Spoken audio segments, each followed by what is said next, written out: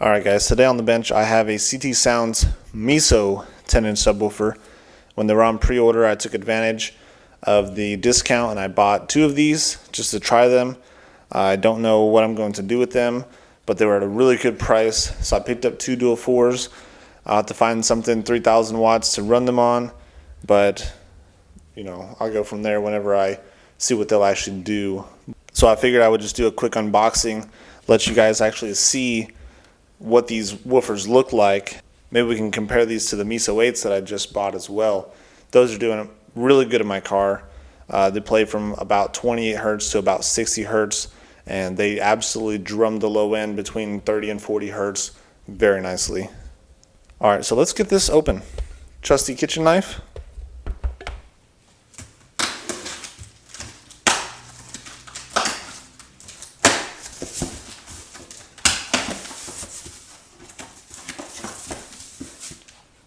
Box in a box.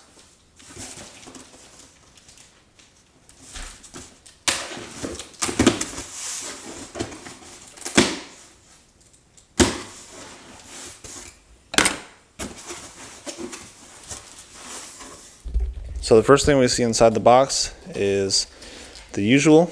We got a book and a thank you card and a sticker. All inside the box. Let's check out this sticker. It's a decal. Let's get the sub out.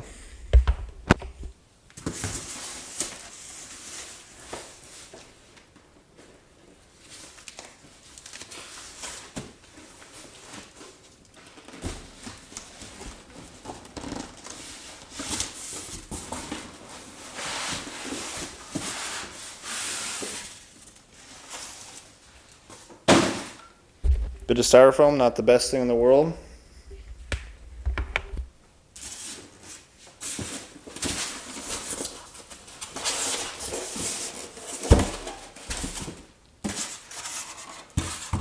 The styrofoam tends to make a bit of a mess. Don't really like styrofoam for subwoofer packaging. It also likes to break apart.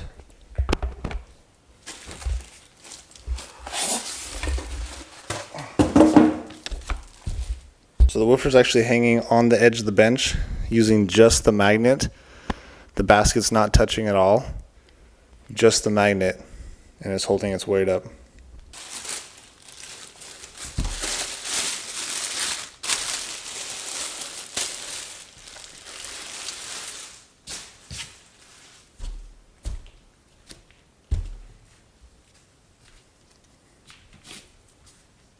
Oh, very big woofer.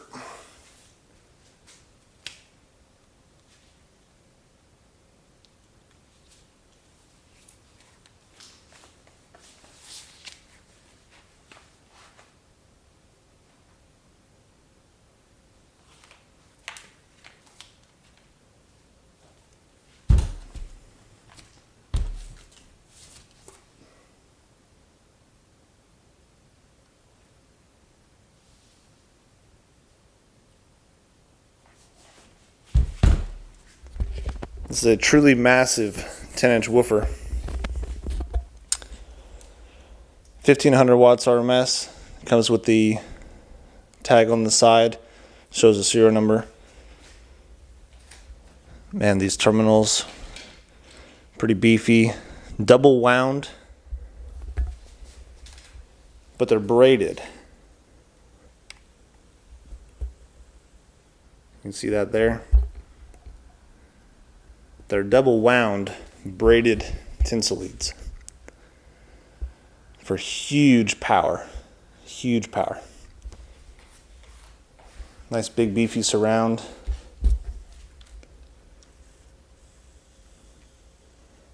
The magnet itself is gigantic. It's very heavy. It's just like its baby brother, the little Meso 8, which I have the old one right here to compare them side by side. Pretty neat. They're both beefy. Just the basket and the magnet in comparison are just huge. The magnet is gigantic and will barely even fit in the cutout diameter of the subwoofer. The 8-inch Meso is right on the ragged edge of the magnet not being able to fit. It just barely clears the enclosure. And the 10s appear that they're in a very similar situation. They're all the way out, to the terminals here.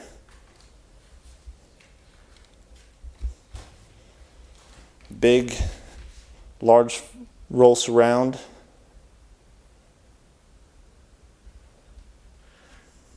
Very nice. Of course, that chrome on the motor here is just super nice. Never gets old to look at that. Super nice. The terminal cups have the 4 ohm or 2 ohm or whatever you get on there as well. And their logo on this, it's a little gasket on the boot there. Very clean, very precise. The machining looks fantastic. I've noticed on these newer models that there's extra holes on the bottom for cooling. The old one didn't have that.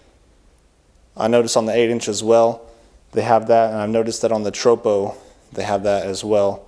I guess to just add some cooling, maybe a different design in the motor, something a little bit more reliable, robust. So like I said, I actually received 2 of these. I bought 2 of these whenever they were on sale. They're dual 4 ohms, so I can run them at 1 ohm on 3,000 watts. I might try that new Taramps Smart 3 bass. It's his bass specific amplifier, and it's about $300. I might try that, see if it'll run 2 of these. The only box I have for these 10s that fit in my car are actually for a little bit different model, but it's all I have to try these out and see how they work for right now. I can hook up some power to them and kind of see what they flutter like.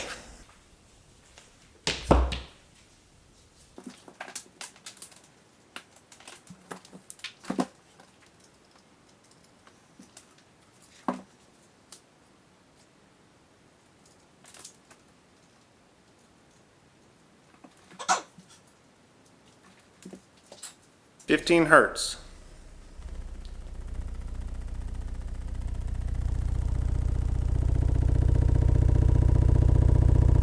Watts, 400 watts, 500 watts. I'm going to bump this up to 20 hertz, and I broke out the infrared thermometer. Check the coil temp. There's a nice gap right here. I can get right in there and check the coil temp. Right now we are at about 115 degrees.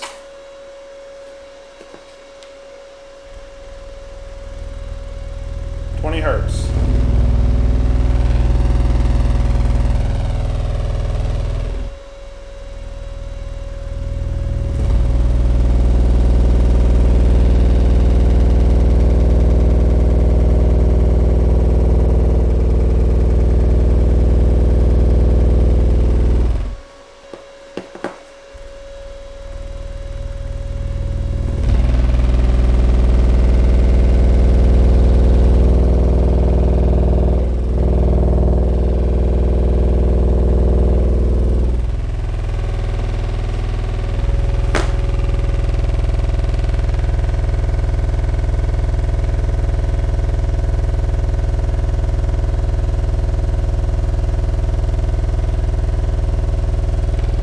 About 111 degrees on the coil.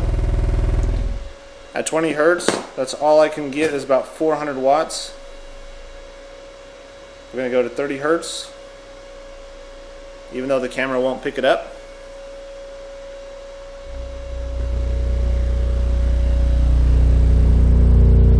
Holy excursion.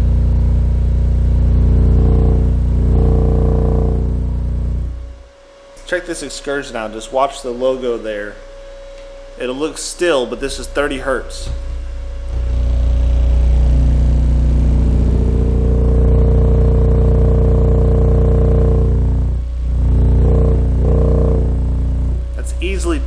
inches of excursion or more. Okay, here's 40 hertz.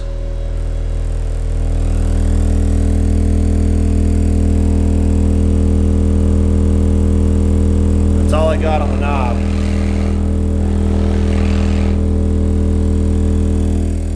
Apparently I can only produce 400 watts at 4 ohms.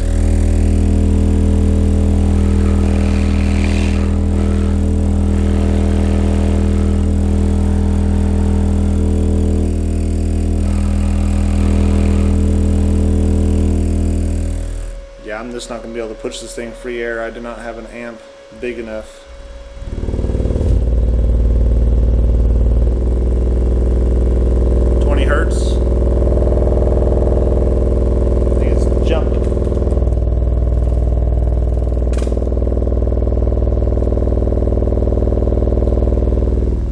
Actually shaking my entire bench.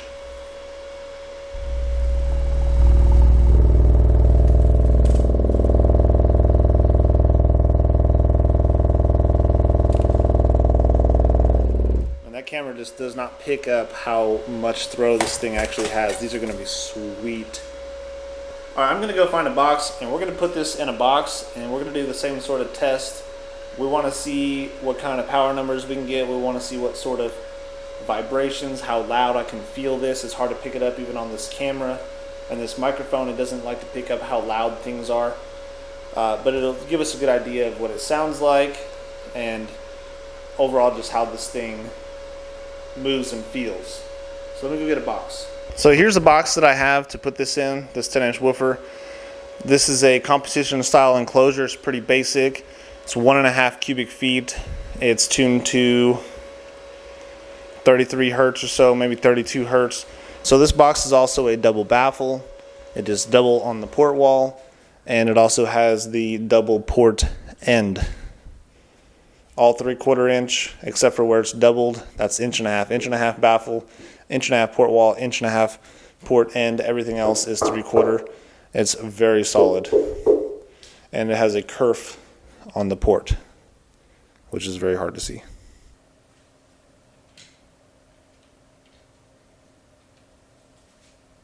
So I'm going to put this in the box now.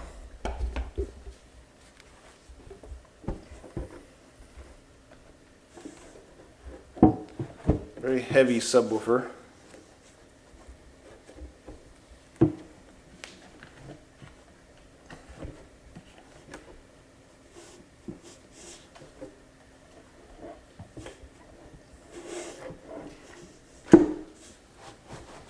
There we go. Not a whole lot of movement. Let's get her screwed down. Okay, so I have this in an enclosure. I'm going to find the tuning real quick, and then we're going to play some tones and then some music. So it appears 33 hertz is the tuning of this enclosure. We'll go from there. We're going to see what we can get at tuning. So this will be the most power I can actually produce.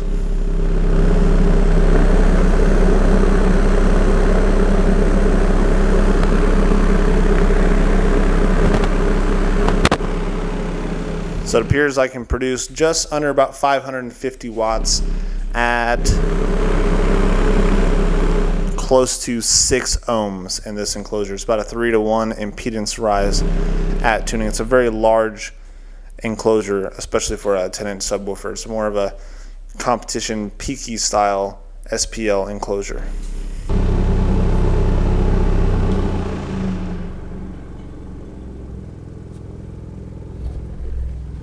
That's 20 hertz. I think it's straight jumping out of the box. We're at mechanical limits at 20 hertz. I think it's straight moving.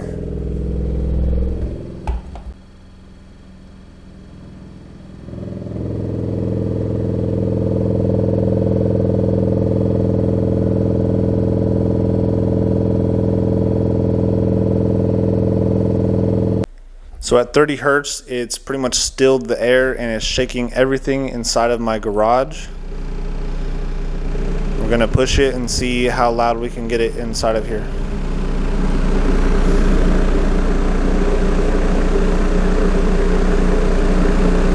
500 watts, 600 watts,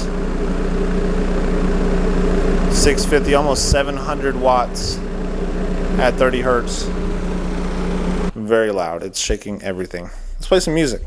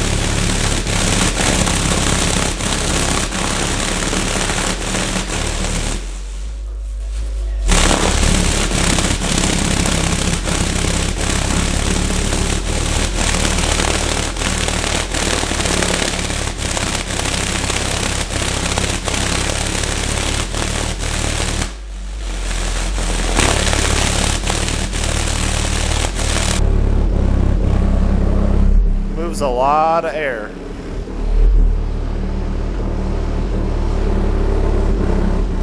Okay, I think I'm gonna put them in the double enclosure and we'll see what they work like together. I'll be able to get down to 1 ohm, so I'll be able to split this same power hopefully to both woofers, and maybe we can make some even louder noise.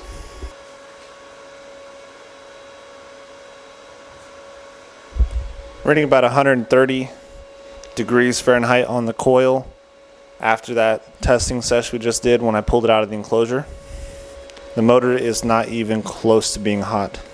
So this is the other enclosure I have for 210s. It's also a competition style enclosure. It's designed to actually fit in my car. It's 1.5 cubic foot total as well. So we're going to look at 0.75 each. It's a smaller enclosure, and it's going to probably give us a little bit tighter tolerance, and we'll see what our impedance rise is going to be in this enclosure.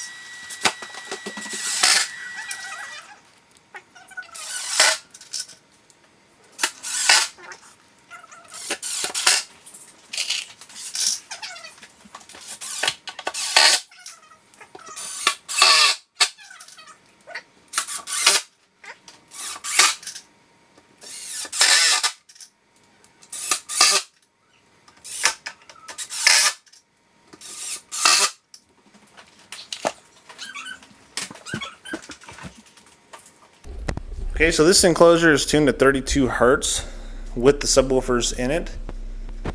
So let's play 32 hertz and see how much power we can get from this and what our impedance rise will actually be.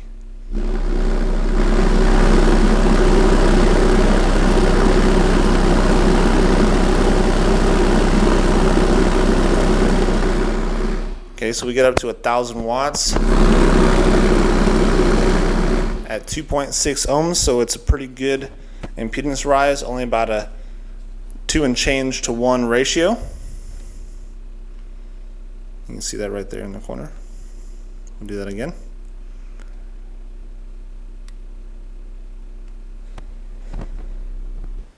At rest, we're looking at 1.7 ohms. That's what the unit is reading, but it's also connected to the amplifier as well. It should be about 1 ohm right now. I'm going to play 32 hertz.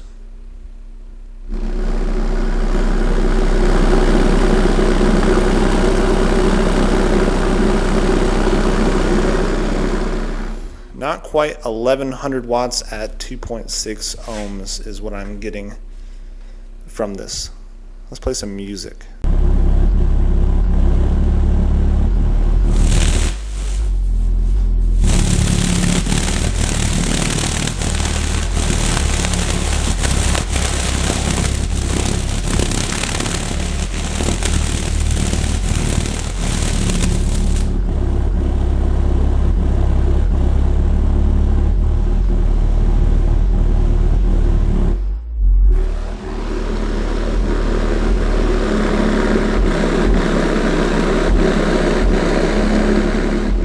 So over 2,000 watts at times.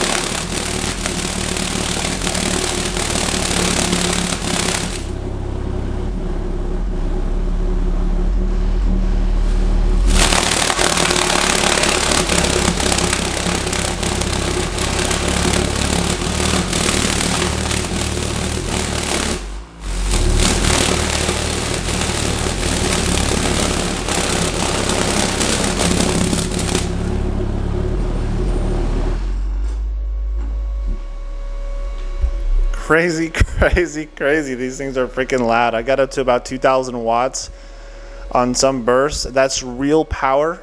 That's not 3,000 watt rated amplifier. That's over 1,000 watts each. Crazy. This thing would easily, these two maxed out, because that's what I was doing. I was maxed out on the knobs. Still not clipping, still not distorting. Over 2,000 watts for both woofers.